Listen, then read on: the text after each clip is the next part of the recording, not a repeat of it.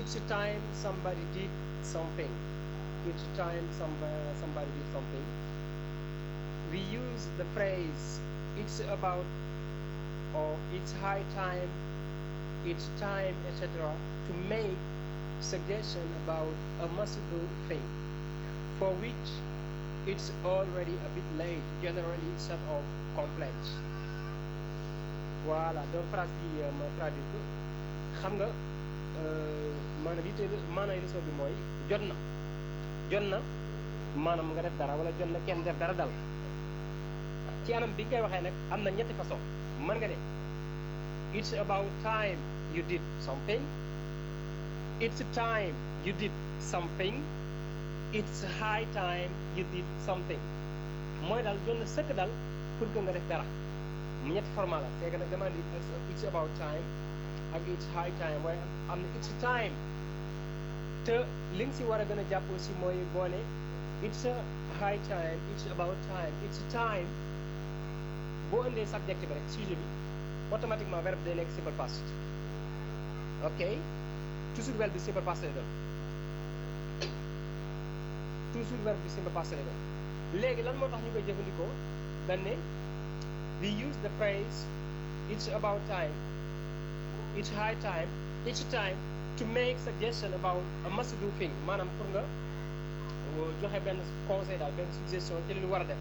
A must-do thing mooy li ñu war a def for which it's already a bit late boo xam ne xaw naa tardé dara xaw naa yeex generally sort of complaint wante nag ñaare lu ci ëpp saaru jàmbat saaru kii lay ñaxtu lay doon en quelque sorte saaru jàmbat loo xam ne maanaam day mel da nga koy ñaxtu genre yooyu noonu complaint.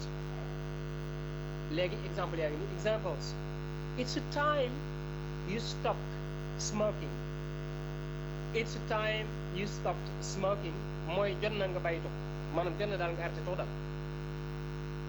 It's high time you stopped smoking jot na nga bàyyi tux. It's about time you stopped smoking jot na nga bàyyi tux di nga ñetti phrase yëpp benn. It's high time he got married, it's high time he got married mooy jot na sëkk daal mu kat soxna. Ok it's about time we told him the truth jot na ñu wax ko dëgg ci. Voilà donc kon jàng nag en fait dafa am lu mu la war a jariñ quand même. Léegi bu ma ne it's time you stop smoking yow lépp loo bëgg a waxaat rek verbe boobu nga indi changé ko yóbbu ko passé. Ok comme ça tey jii boo jàkkaarloo ma ne jot na nga wax ma dëgg doo naan it's high time you told me the truth.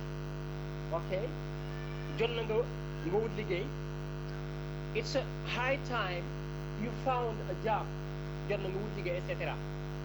Ok voilà it's a very good lesson so you must try to understand it and formulate your own phrases. Da nga koy jéem a comprendre en même temps nga def ay phrases bopp yoo xamante ne si jógee daal dina neex. Ok thank you. It's a time